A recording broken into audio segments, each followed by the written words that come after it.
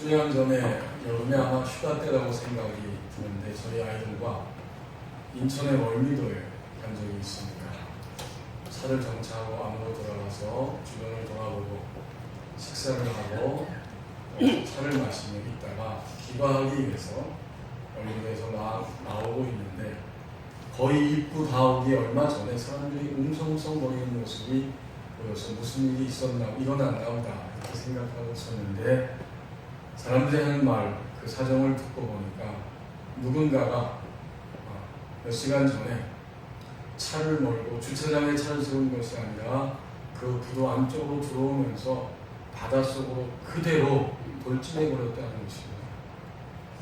그래서 그것을 찾기 위해서 잠수부들이 동원되고 여러 사람들이 애를 쓴 끝에 결국은 그것을 인양해서 이렇게 사고를 수습하는 과정이었다는 말을 듣고 보게 되었습니다. 누군지 모르지만 어떤 사정과 사연이 있어서 그랬는지는 모르겠지만 아마도 적어도 그물 속에 뛰어든 그 사람은 이제 더 이상 나 자신과 나의 주변과 모든 것을 돌아볼 때에 나는 나의 인생을 다시 시작할 수 있는 가능성이 전혀 없다. 이렇게 생각이 들었을 것이고 더군다나 그렇게 죽음을 향해 가고자 할 때에 악한 영은 가장 좋아하기 때문에 인간을 파괴시키기 위해서 그 생각을 더 부추기고 누르면서 압박했을 것이고 마침내 그런 압박 속에서 그는 극단의 선택을 하게 되었다. 다시 시작할 수 있는 가능성이 나의 인생에는 없다라고 생각했을 것입니다. 우리에게 주신 오늘 본문 이사야 28장 1절 말씀을 보십시오. 자기 실상을 알고 애통하는 일은 흔하지 않습니다. 오늘 에브라임의 술 취한 자들의 교만한 멸관이라고 시작되고 있는데 그들에게는 화가 있을 것이다. 에브라임은 그 당시에 북쪽 이스라엘, 북왕국을 의미하고 있는 거죠. 그들은 술에 취해서 살아가고 있었고 자신들이 살고 있는 사마리아 견고한 성을 너무나 떠받들면서 자만심을 가지고 살아가고 있습니다. 그래서 교만한 면류관, 영화로운 관같이 이렇게 여기고 있었습니다. 그런데 1절 하반절에 보여주고 있는 것처럼 하나님이 이사야 선지자를 통해서 보여주시는 그들의 실상은 쇠잔하는 시들어가는 꽃과 같다. 이렇게 말씀합니다. 자기가 생각하는 자기 실상과 하나님이 보시는 실상이 다르게 나타납니다. 이 에브라임은 북쪽 10지파 중에 주요한 지파이고 성경에서는 에브라임을 이야기할 때는 그것은 북쪽 이스라엘 왕국을 의미합니다. 그들은 오늘 1절에서 2번 반복하고 있는 것처럼 밤마다 연회를 열고 밤새도록 술에 취하여 있고 탐욕스러운 그리고 우상 숭배에 빠져서 그들의 일생을 지금 지내고 있는 중입니다. 자신들이 살고 있는 이 터전이 얼마나 자랑스러운지 그 북쪽 이스라엘의 수도는 사마리아 성이었습니다.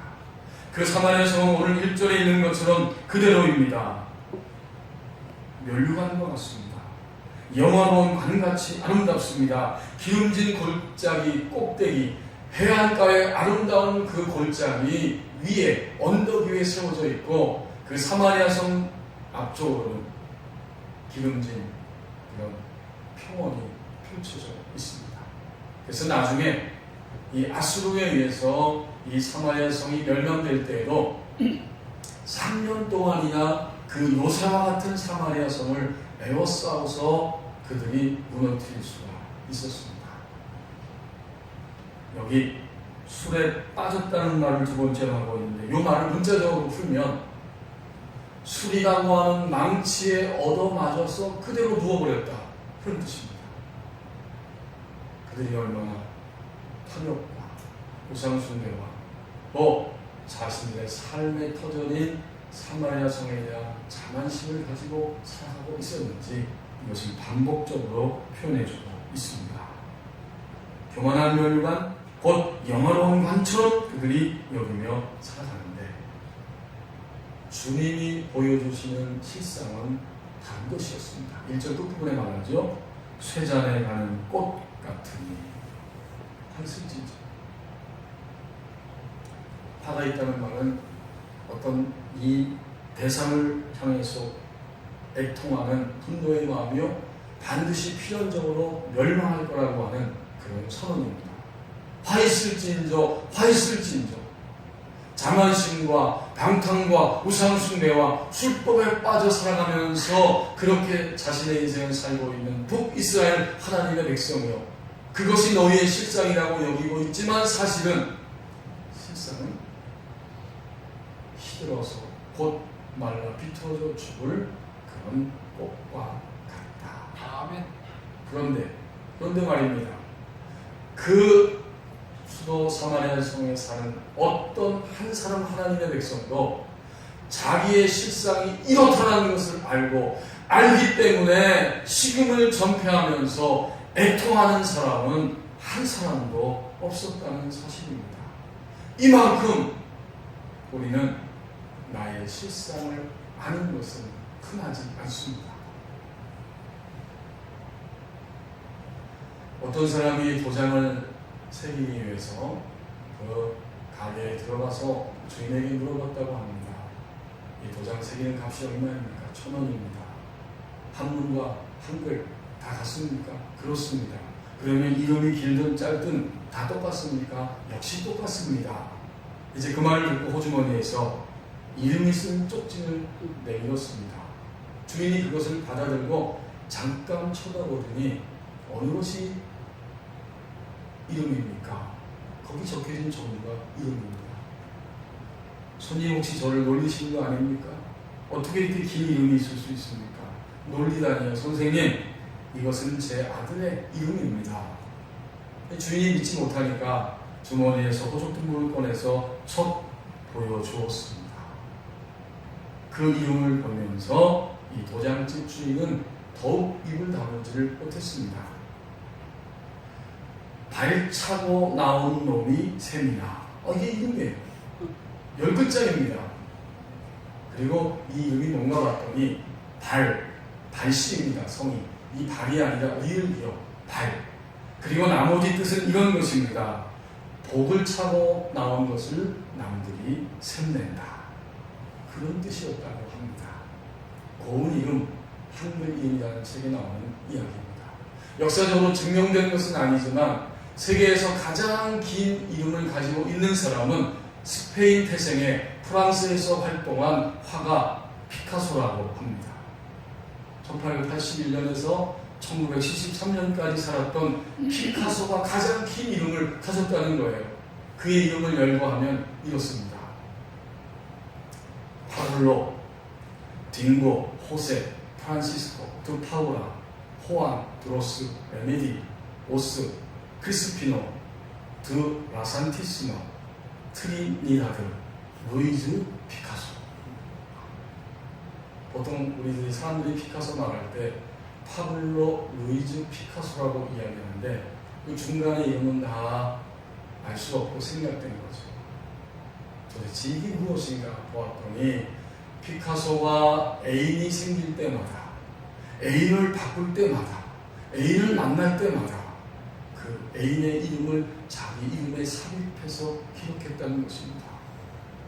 사람들은 피카소답다, 정말 그의 기질이 그렇다, 또 그의 삶의 스타일이 그렇기 때문에 인정할 만하다라고 이야기한 것을 제가 읽었는데, 하지만 실상은 그는 사랑에 목마른 피카소입니다. 아마도 유아 시절에 엄마의 품에 깊숙이 안겨서 충분히 어머니를 통해서 따스한 가슴을 그 젖을 빨지 못했을 것 같고, 그 모성애를 충분히 느끼지 못하다 보니까 인생을 살면서 애인이 바뀔 때마다, 아니 애인을 추구하면서 그가 어머니의 품이라고 생각했을 것입니다. 사실은 피카소의 실상은 사람의 목마른 피카소입니다. 그 실상을 모르는 것뿐입니다. 오늘 북이스라엘 에브라임 지파 사람들이 자신들이 생각할 때의 실상은 영화로운 멸류관과 같은 견고하고 아름다운 기름진 언덕 위에 있는 사마리아 성에서 최고의 인생과 세상에서 부러울 것이 없는 삶을 살아간다고 그런 자만심을 가지고 있었지만 주님이 보시는 실상, 시들어가는 꽃에 불과했습니다. 참으로 그리스도인들이, 우리들, 사람들이 자기의 실상을 아는 것을 알고 애통하는 것은 흔하지 않습니다. 이제 2절 상반절 말씀을 보십시오. 여전히 생명의 문을 열어놓고 계신다고 말씀합니다. 보라, 주께 있는 강하고 힘 있는 자가, 하나님이 이러한 북쪽 이스라엘을 심판하시기 위해서 그 당시에 강대국 아수르를 보내신다는 겁니다. 그 아수르를 보내셔서 여전히 그들이 불신앙과 또 그들의 어두움과 육신에 치우쳐서 생활하고 있는 그들을 방치하지 아니하시고 심판을 행하시면서 심판을 통해서 구원의 길로 그들을 인도하십니다. 심판을 통해서 구원을 향해 발걸음을 옮길 수 있기 때문입니다. 이 북이스라엘 곧 에브라임 지파, 이들은 결코 자신들의 실상을 알지 못하고 살아가고 있었기 때문에 주님은 그들에게 심판을 행하실 수밖에 없었고, 심판을 통해서 남은 자를 하나님께서 예비해 주십니다. 자, 그러니까 하나님의 그 심판의 목적은 궁극적으로 어디에 있는지 우리는 눈치를 챌 수 있습니다. 심판을 행하시고 심판을 통한 구원이 하나님의 목적입니다. 결국 심판하심으로 그들 가운데 남은 자가 되어서 하나님의 희망과 소망을 두며 사는 자들이 생겨나게 될 것입니다. 아수르는 하나님이 심판을 행하시는 그런 진노의 막대기, 몽둥이에 불과합니다. 여러분 앞에 이사야 10장 5절 말씀에 보면 그 이야기가 나옵니다. 이사야 10장 5절에 보니까 아수르 사람 화이슬 길진저 그는 내 진노의 막대기요 그 손의 몽둥이는 내 분노라. 아수르를 진노의 막대기로 사용하셔서 하나님의 백성들을 심판하시고 심판하시면서 구원의 길로 돌이키게 하십니다. 그래서 10장 20절 22절에 이렇게 분명히 말씀합니다. 그날에 이스라엘의 남은 자와 야곱의 족속에 피난한 자들이 다시는 자기를 친자를 의지하지 아니하고 이스라엘의 거룩하신 이 여호와를 진실하게 의지하리니 남은 자 곧 야곱의 남은 자가 능하신 하나님께로 돌아올 것이다. 이스라엘의 내 백성이 바다의 모래와 같을지라도 남은 자만 돌아오리니 넘치는 공의로 파멸이 작정되었음이라. 다시 본문 돌아와서 28장 5절 말씀에도 보면 이미 그 말씀을 합니다. 그날에 만군의 여호와께서 자기 백성의 남은 자에게 영화로운 멸류관이 되시며 아름다운 화관이 되실 것이라. 하나님이 심판을 통해서 육신을 보게 하시고 육신을 다시 깨트리셔서 구원의 길로 인도합니다. 자, 그러니까 육신은 심판의 대상이면서 동시에 구원의 대상입니다. 그래서 남은 자, 진정으로 하나님을 바라보고 소망을 두고 살 수 있는 남은 자의 자리에 올라가게 하십니다. 하나님이 이렇게 살 수 있는 생명의 문을 우리에게 여전히 열어놓는 것입니다.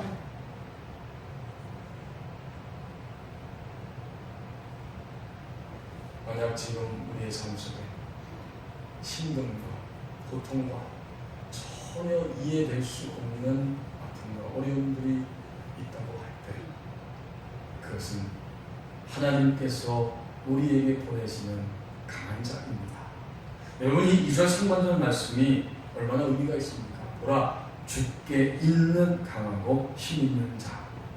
강대국 이방나라 아수르이지만 그들이 마음대로 역사 속에서 치고 휘두르는 게 아니라 하나님이 보내신다는 거예요. 주께 있는 강한 자, 하나님이 보내신 자라는, 하나님이 강하고 힘 있는 자를, 하나님의 백성들을 심판하심으로 육신을 던져버리고 새롭게 생명의 문 안으로 들어오게 하시기 위해서 그들을 보내신다는 거예요. 아멘. 우리는 오늘도 이해할 수 없지만 우리의 삶의 모든 그 부분에 주께서 보내시는 힘있고 강한 자가 우리 삶 속에 있습니다. 아멘. 그걸 볼 때 우리는 너무 고통스럽고 안타깝고 화가 나고 쓰라리지만 그 자리에 주저앉아 있지 말고 하나님이 반드시 이것과 함께 우리에게 생명의 문을 열어놓으셨다는 사실을 깨닫고 믿어야 할 것입니다. 아멘. 그때 우리는 울면서 주저앉은 자리에서 다시 생명의 문을 향해 일어설 수 있습니다. 아멘. 사실 요즘 우리 한국 사회가 어렵죠.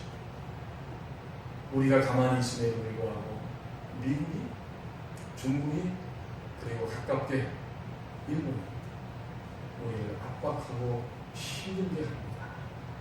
우리 그리스도인들은, 우리 대한민국의 백성들은 그것이 드러난 현실이지만 우리 그리스도인들은 그 위에 있는 현실을 또한 보아야 합니다. 아멘. 주께서 주께 있는 강한 자를, 힘있고 강한 자를 오늘 우리에게, 우리 민족에게, 우리나라에게 지금 보내고 계시는구나. 그렇다면 무엇을 어떻게 할 것인가? 우리는 이 자리까지 생각하면서 하나님이 반드시 열어놓으시는 생명의 문을 향해 나갈 수 있습니다. 아멘. 주님을 열어놓으셨기 때문에. 장로신학대학교 김도훈 교수님이라고 하는 분이 길이의 하나님이라고 하는 책을 썼는데 거기서 고통을 대하는 두 가지 길이라고 하는 그 챕터에서 두 사람의 예를 소개해주고 있습니다.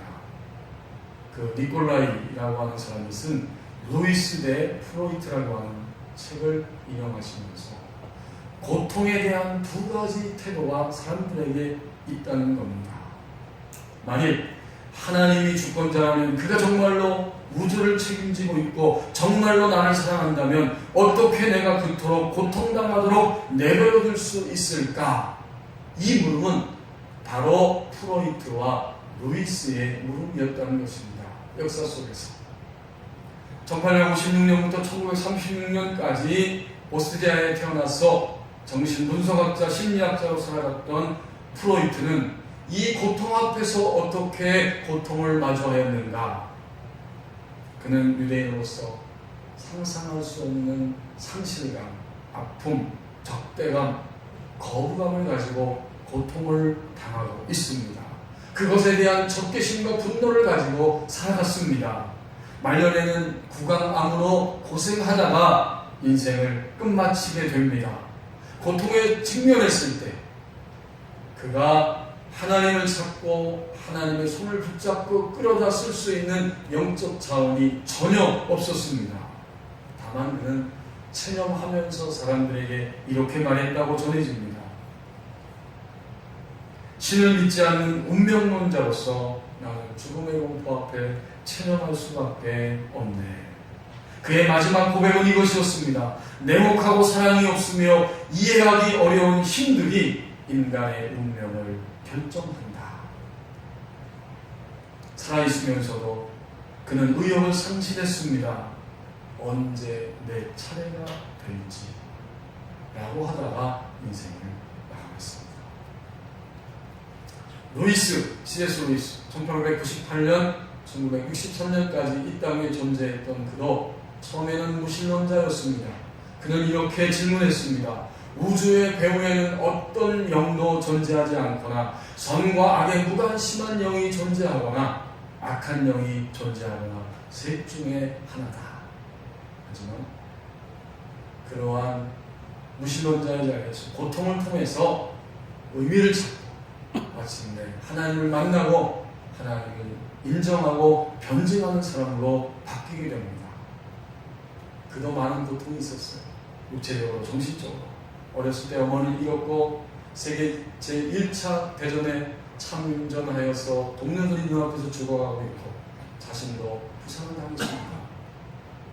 결혼했지만 그는 사랑도 행복도 잠시이고 또다시 두 번째도 사랑하는 아내를 잃어버리며 상실감에 빠지기도 했습니다.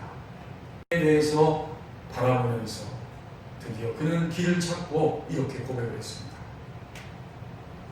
하나님은 쾌락 속에서 우리에게 속삭이시고 양심 속에서 말씀하시며 고통 속에서 소리치십니다. 고통은 기먹은 세상을 불러 깨우는 하나님의 메가폰입니다. 루이스와 프로이트, 이 두 사람이 고통을 대하는 태도가 이렇게 달랐던 거죠. 지금도 오늘도 이 땅에 살아가는 수많은 신자와 불신자, 그들 모두도 고통을 대하는 태도는 너무나 다릅니다.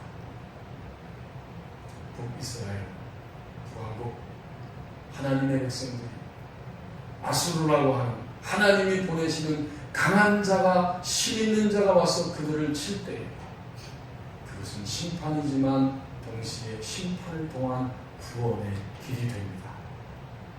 우리의 삶 가운데도 여전히 생명의 문을 열어놓고 계신다고 말씀합니다. 2절 하반절 말씀을 보십시오.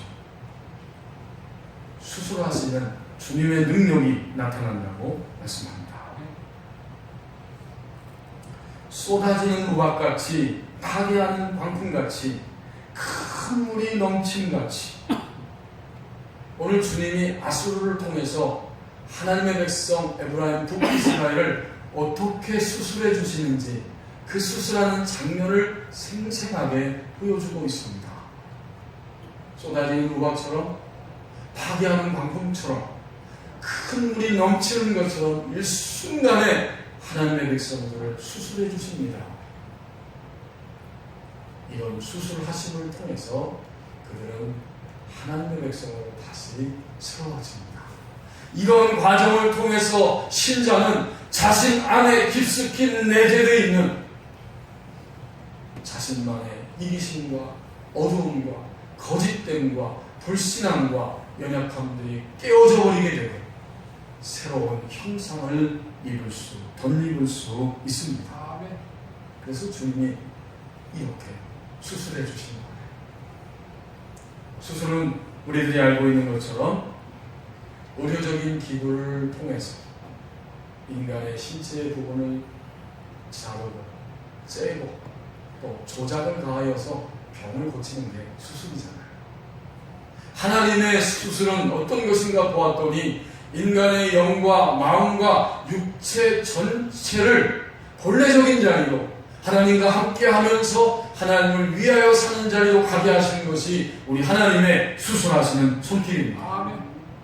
그래서 하나님이 오늘 이렇게 생생하게 하나님의 사람들을 수술하고 있는 겁니다. 여러분 성경에 보면 오늘 2절 하반절 말씀 그대로 하나님이 점점 수술을 해주셨어요. 쏟아지는 우박같이 어디에 나옵니까? 뭘 상상할 수 있겠습니까? 애굽에서 하나님의 백성들을 출애굽시키실 때 하나님께서는 신자와 불신자를 동시에 수술해 주시는 거예요. 애굽이라고 하는 나라 바로 왕을 수술하시는데 하늘에서 쏟아지는 우박을 통해서 모든 역사의 주인이 하나님이신 것을 그가 알 수 있도록 수술하고 있는 거예요. 출애굽기 9장 13절에서 그 이하의 24절까지의 말씀에 보면 그 10재앙 가운데 7번째 재앙이 등장하고 있지. 하늘에서 우박이 쏟아집니다. 들에 있는 사람과 생축과 곡식과 채소와 과일과 곡물들이 모두가 다 깨지고 부서지고 다 망가지고 맙니다.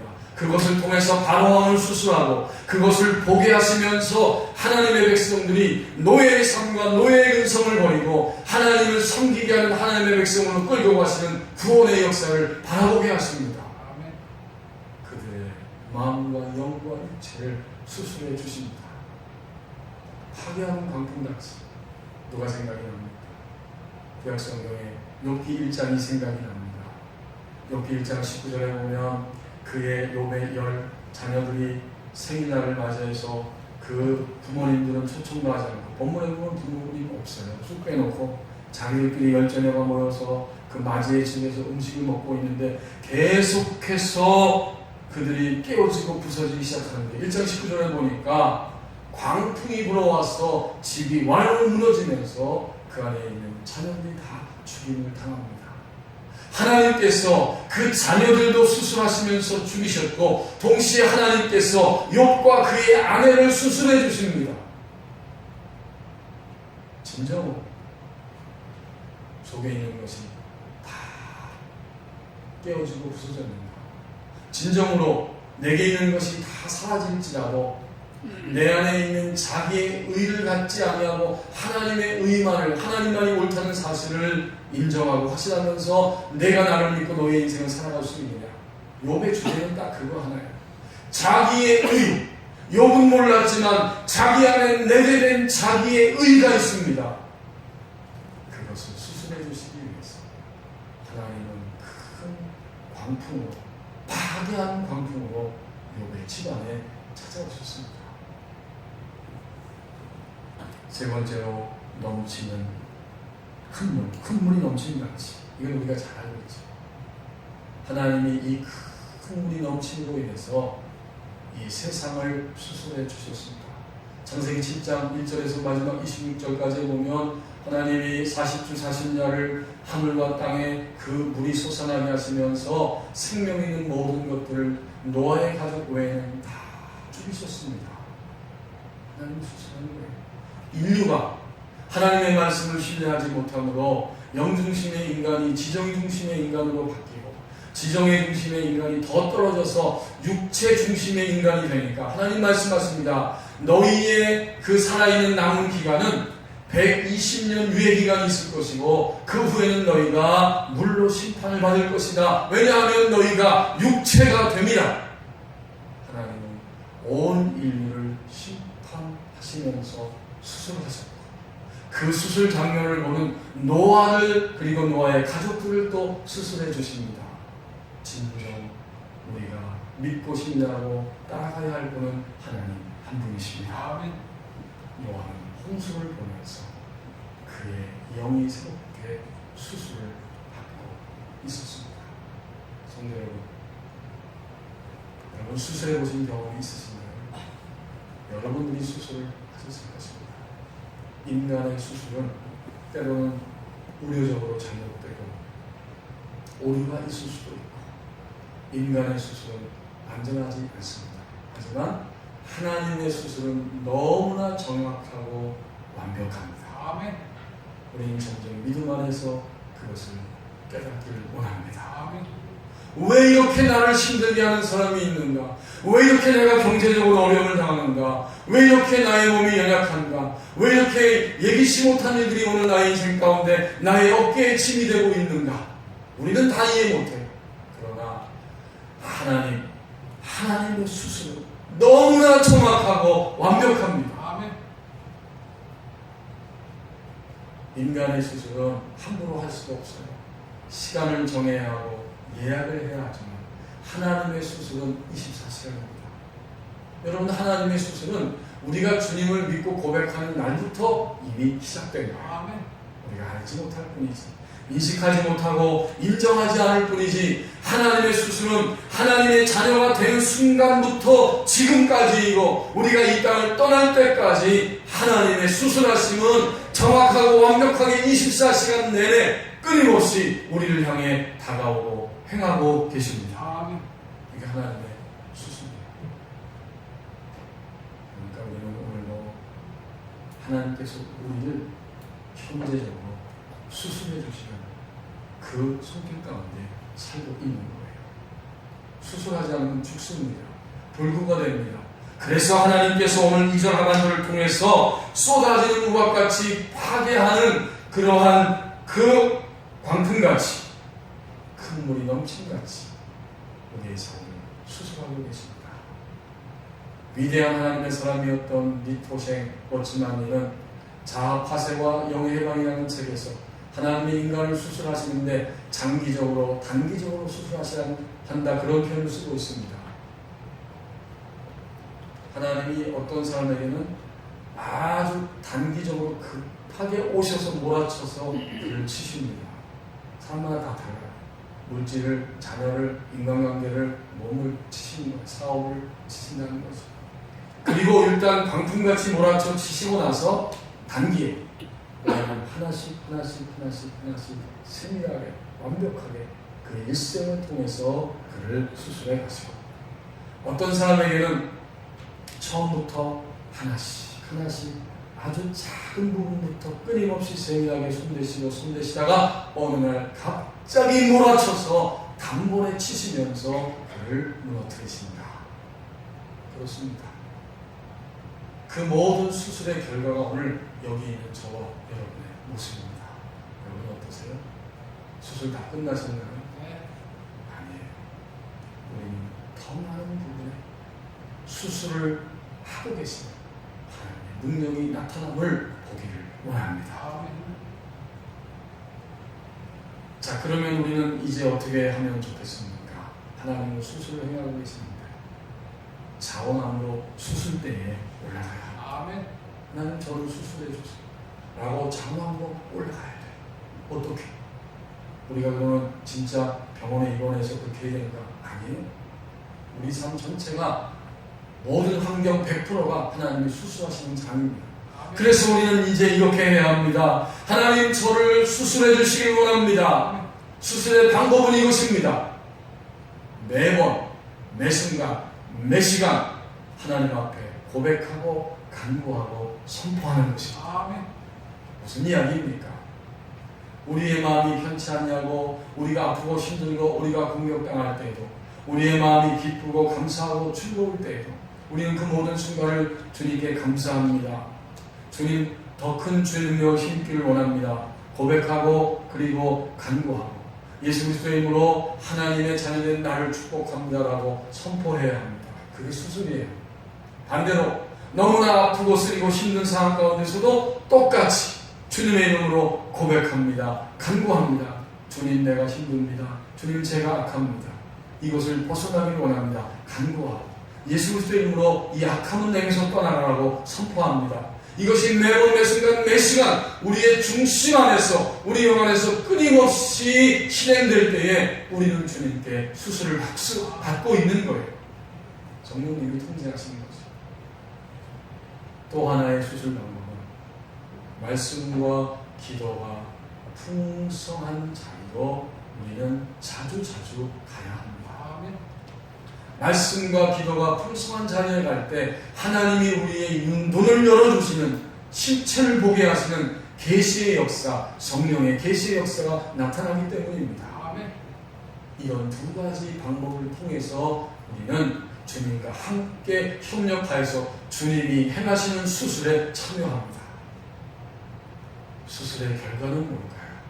수술의 결과는 이제 본문에 등장하고 있는 에브라임 북쪽 이스라엘 그 백성들처럼 그렇게 여전히 실상을 아는데 오래 걸리는 것이 아니라, 실상을 모르고 사는 것이 아니라 점점 쉽게 실상을 인식하게 되고 그 실상을 넘어서서 모든 것들을 던져버리는 그런 자리로 점점 갑니다. 그게 수술의 결과입니다. 미국에서 실제로 있었던 그리스도인 가정의 이야기 한 토막이 있습니다. 그 미국의 고든과 신디라고 하는 이름을 가진 부부가 있었는데, 이 부부에게 타냐라고 하는 어린 딸이 있었습니다. 어느 날 이 타냐가 집에서 부엌의 오븐 근처에서 이렇게 놀다가 그 뜨겁게 끓고 있는 그 물을 건드려 쏟아지면서 얼굴에 화상을 입는 사고가 발생했습니다. 너무 충격을 받아서 부모들이 이제 그를 병원 응급실로 데려가게 되었고, 거기서 대수술을 받게 됩니다. 아무도 들어갈 수 없죠. 중간중간에 간호사 또는 보조하는 의사가 나와서 상황을 설명하고 들어갑니다. 상황이 심각합니다. 대수술을 할 수밖에 없고 이 큰 화상의 상처를 피할 수가 없다. 밖에서 기다리던 이 엄마 신디는 너무나 고통스럽습니다. 들어갈 수도 없고 들어가봤자 할 수 있는 것이 없어요. 다급해서 소파에 엎드려서 주님께 이렇게 간구를 드렸다고 합니다. 예수님, 어떻게 해요? 예수님이 직접 들어가 주세요. 예수님이 만져주세요. 예수님이 고쳐주세요. 예수님이 직접이요. 기도하고 있는데 누가 툭툭 치길래 얼굴을 들여보니까 목사님하고 교인 두 분이 신방을 급하게 달려오는 것입니다. 이제 목사님은 두 손을 꼭 붙잡고 부부의 손을 붙잡고 말했습니다. 저희가 소식을 들었고 지금 이렇게 함께 달려왔습니다. 그리고는 함께 붙들고 기도했습니다. 기도를 마치고 목사님이 말합니다. 제가 한번 들어가 보지요 하고 의료진의 허락을 받아서 그 목사님과 교인 두 사람이 수술실에 들어갔습니다. 잠깐 보고 기도하고 나와서 이제 걱정하지 맙시다. 하나님을 의지하십시다. 그리고 기다려보십시오. 이렇게 말하고 집으로 돌아갔습니다. 이튿날에 이 부부가 이제 병실에 아침에 들어갈 수 있었는데 가서 사랑하는 딸의 얼굴을 보는 순간 그들은 깜짝 놀랐습니다. 수술 자국은 남아 있었지만 얼굴의 화상은 씻은 듯이 깨끗하게 사라졌습니다. 여러분 별로 안 놀라시는데 저는 굉장히 놀랐어요. 이거를 읽으면서 정말 하나님께서 기적을 베풀어 주셨구나. 그리고 눈물을 흘리며 하나님을 찬양하게 됩니다. 그리고는 나와서 목사님을 찾아가서 감사의 인사를 드리고 또 나오면서 이렇게 말했다고 합니다. 목사님과 함께 오셨던 두 분은 어디에 살고 계시죠? 저희가 그분들에게도 가서 감사의 표시를 해야 합니다. 목사님이 눈을 딱 뜨고 쳐다보면서 말합니다. 두 분이라니 저는 집사님 한 분하고 갔는데요. 아니에요 목사님. 목사님하고 두 분이 오셨습니다. 남편에게도 물어보니까 맞아요. 두 분이 온 거예요. 이렇게 서로 잠깐 동안 말이 상반되다가 잠시 후에 목사님이 환한 얼굴로 빙그레 웃으면서 말씀하십니다. 아, 집사님 알았습니다. 제가 알았습니다. 정말 한 분은 예수님이시고 예수님이 직접 오셨거나 아니면 예수님이 보내신 천사임에 틀림없습니다. 그 말을 듣자마자 엄마 신디가 말했습니다. 맞아요 목사님, 제가 깜빡 잊었는데 제가 예수님이 직접 도와달라고 기도를 했습니다. 예수님이 그날 그 시간 그 병실에 들어가셨어요. 주님이 수술을 행하셨습니다.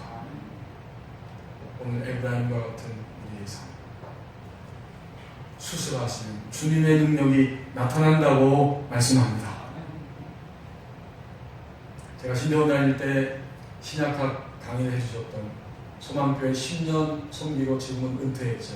김지철 목사님이 계셨는데 신대원 다니면서 어느 날 저희 선배를 만나서 요새 김지철 교수님이라고 하는 분을 통해서 신약학 강의를 듣고 있어요. 그랬더니 그 선배 형이 그런 말이 우리 학부 때 강의했는데 그분이 독일에 유학을 그때 떠나서 한 학기 마치고 떠나는 날 우리가 인사하면서 식사하고 함께 브라보콘을 다 먹고 그렇게 앉아서 마지막 이야기를 들었는데 그때 아주 인상 깊었던 이야기가 하나 있었어 라고 저에게 들려준 기억이 있습니다. 그냥 손에 브라보콘이 다 녹아가지고 흐르고 있는데 진지하게 앉아서 이야기하면서 이런 말을 했다는 거예요. 오늘은 하나에서 시작하고 내일은 둘에서 시작하고 그 다음은 있는 그 자리에서 시작하는 것이 우리의 삶이요 신학도의 삶입니다. 그리고는 독일 유학을 떠났다는 거죠. 성도 여러분, 다시 시작할 수 있는 기회를 하나님이 오늘 우리에게 주십니다.